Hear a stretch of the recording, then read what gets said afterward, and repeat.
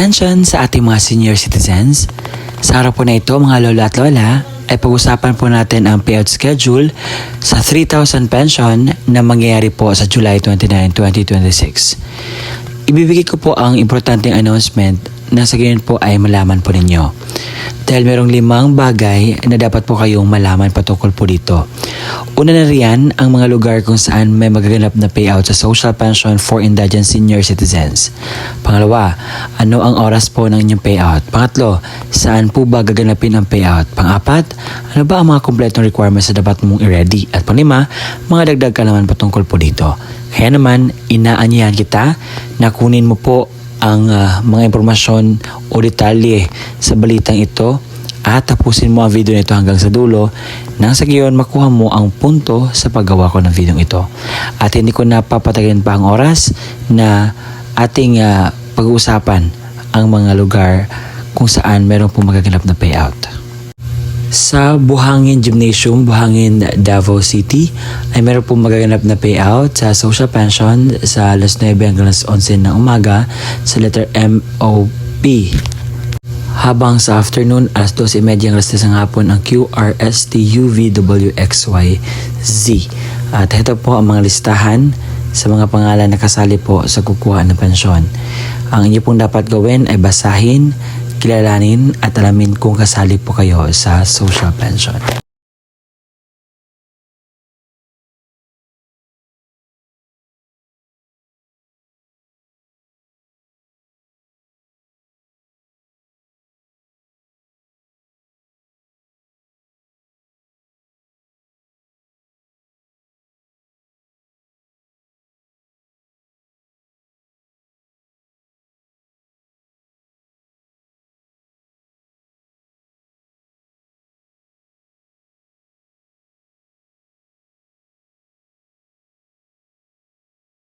Sa July 29 for callback or second person, pupunta po kayo sa Municipal Gymnasium, Uyaan Proper, Malambala del Sur.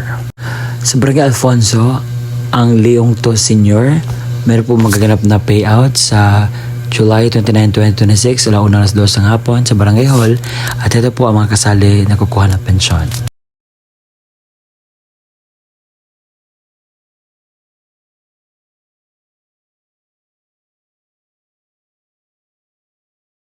Sa Davao City ay meron pong tinatawag na Annual Financial Assistance sa July 29, 2026 sa Barangay 31-D na may 102 pensioners, sa Barangay 32-D na may 64 pensioners. Sa Barangay 33-D na may 65 pensioners, Barangay 34-D na may 40 pensioners. At dagdag pa riyan ang Barangay 35-D na may 20 pensioners at Barangay 36-D na may 35 pensioners. Sa Barangay 37-D na may 120 pensioners at Barangay 38-D sa may 37 pensioners. And also, sa Barangay 39-D, 62 pensioners, Barangay 40-D, 51 pensioners ang sali po sa payout. Sa Barangay Los Amigos Gymnasium ay meron pong magaganap na payout sa social pension sa July 29, 2026 alas 8 ng una ng hapon sa Barangay Los Amigos at ito po ang mga tao po nakasali sa payout.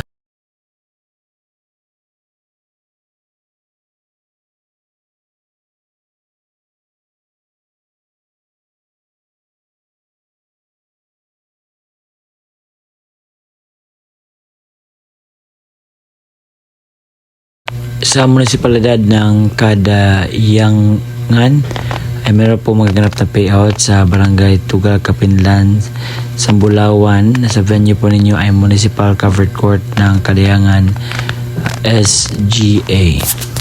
Sa munisipalidad ng Malidigao ay meron po magaganap na payout sa July 29, 2026 umaga sa Gukotan ng 194 pensioners sa Nunguan Covered Court. Sa hapon naman ang Barangay Nunguan may 231 pensioners sa Nunguan Covered Court po magganap ang inyo pong payout. Sa Cotabato City Senior Citizen Social Pension ay meron po magganap na payout sa July 29, 2026 alas 8 hanggang 4 po ng hapon at sa OCSWDO RH10 Cotabato City po kayo dapat pupunta pa sa payout. Sa Davao City, sa Barangay Komunal, meron po maganap na payout sa social pension sa July 29, 2026, alas 8 hanggang alas 12 po ng tanghali sa Barangay Komunal Gymnasium at ito po ang mga kasali na kukuha ng payout.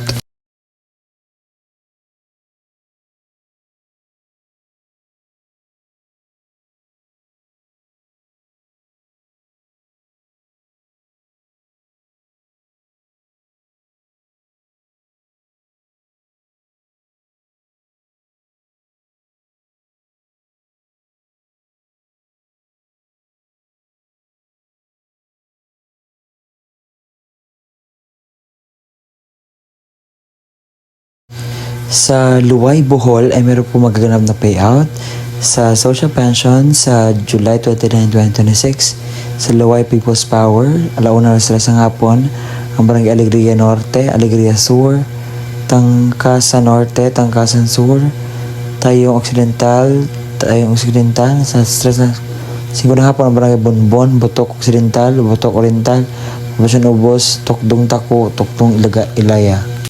Sa Barangay Bitos, Butuan City ay meron pong announcement para sa magaganap na payout.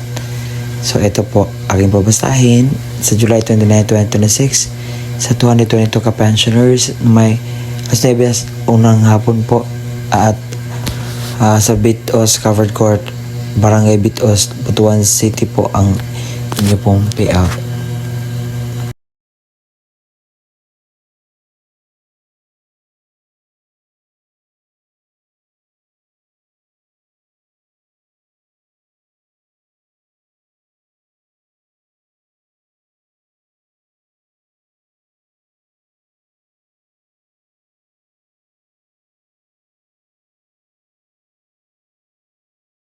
Sa July 29, 2026, ito po ang mga barangay na mag-payout. Sa Barangay Tabio, sa Tabio Barangay Hall, alas 8:30 hanggang alas 12 ng tanghali.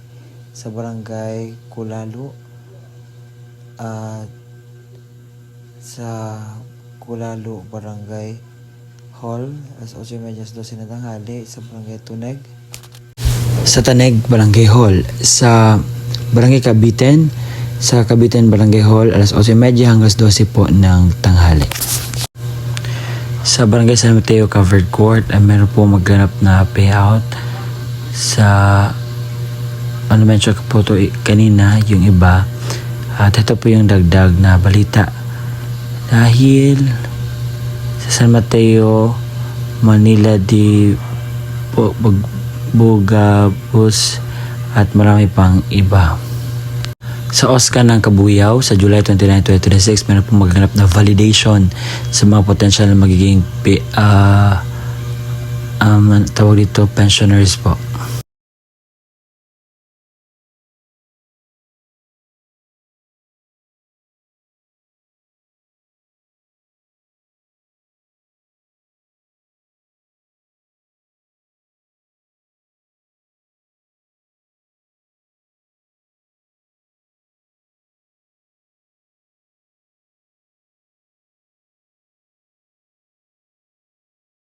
Sa Barangay Pahanukoy Activity Center ay meron po maganap na payout sa July 29, 2026 alas 9 hanggang 1 ng hapon po sa Pahanukoy Activity Center at ito po ang mga pangalan sa kasali.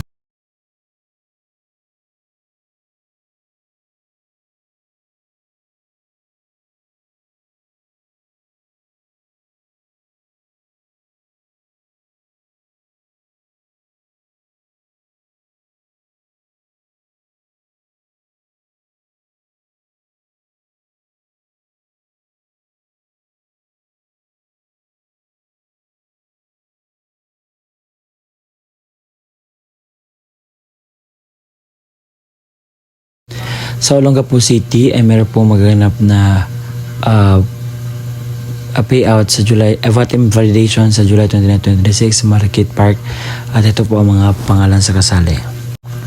Sa Barangay Trinidad, Gihulngan City ay meron po magaganap na payout sa July 29 alas 8 ng umaga sa Hilaitan Gymnasium sa mga taong ito.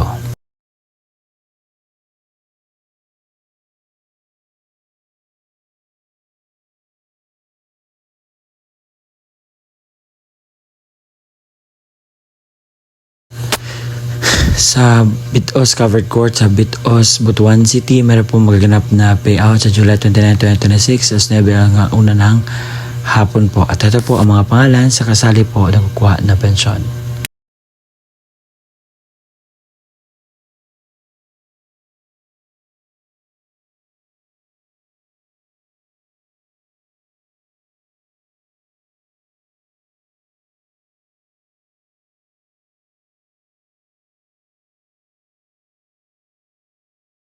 Lugar kung saan may magaganap na payout o bigayan ng pensyon para sa ating mga minamahal na kwalipikadong senior citizens. Sa mga nagtatanong, sir, totoo ba itong sinasabi mo? Hindi ba ito fake news? Hindi po iyan fake news dahil naka-include na po ang mga details na dapat nyo pong ma-inculcate, malaman, maramdaman. Kasi gusto ko pong sabihin sa inyo, dahil maraming nasabi, fake news naman sinasabi nyo. Hindi po ito fake news. Ito ay batas po ang Social Pension for Indigent Senior Citizens. At kung hindi ko man nakita ang inyong mga lugar, you can just go to the near barangay sa inyo at alamin kung meron na bang update sa inyong Social Pension for Indigent Senior Citizens. Kung kasali ka pa ba, meron bang update o ano ba ang gusto mong malaman na increase patungkol po sa inyo pong magaganap na pensyon. Baka yung iba hindi na nakatanggap dahil meron pong validation. Kapag hindi ka pa makapunta sa validation, automatic tanggal ka na po. And sir, ano ba yung mga requirements nito para baka payout kami? So ito po ang kumpletong requirements na dapat mong i-ready.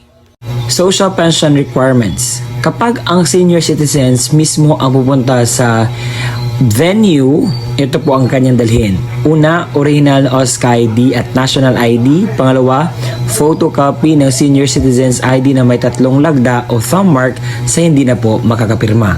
Kung ang representative ng senior citizens naman ang kukuha, ito po ang dapat niyang dalhin. Una, original at photocopy ng ID ng senior citizens ID na may 3 lagda o thumb mark sa hindi na po makakapirma. Original at photocopy ng valid ID ng representative o government issued ID lamang na may 3 lagda o thumb mark sa hindi na po makakapirma. Sulat, pahintulot or authorization letter mula sa senior na mayroong pirma, thumb mark at naayon sa format mula sa DSWD, magkuha po ito sa inyo pong barangay. Pang-apat, kopya ng litrato ng senior citizens na may kasamang representative na may hawak na updated newspaper. Kung ang kukuha naman ay representative ng namayapang senior, ito po ang kanyang dalhin. Una, original at photocopy ng ID ng senior citizens or certificate of membership mula sa OSCA kapag wala na itong OSCA ID na photocopy. Pangalawa, original at photocopy ng government issued ID ng representative. Pangatlo, original na kopya ng death certificate na naka-certified true copy. Paunawa, ang mga namayapang pensioner ay makatanggap lamang ng kanilang pensyon depende sa quarter kung kailan nimao ang alinsunod sa alintunin mula sa DSWD. At yun po ang kumpletong detalye sa inyo pong makukuhang pensyon sa araw po na aking sinasabi. Salamat po sa pakikinig hanggang sa susunod na aking upload. Bye-bye.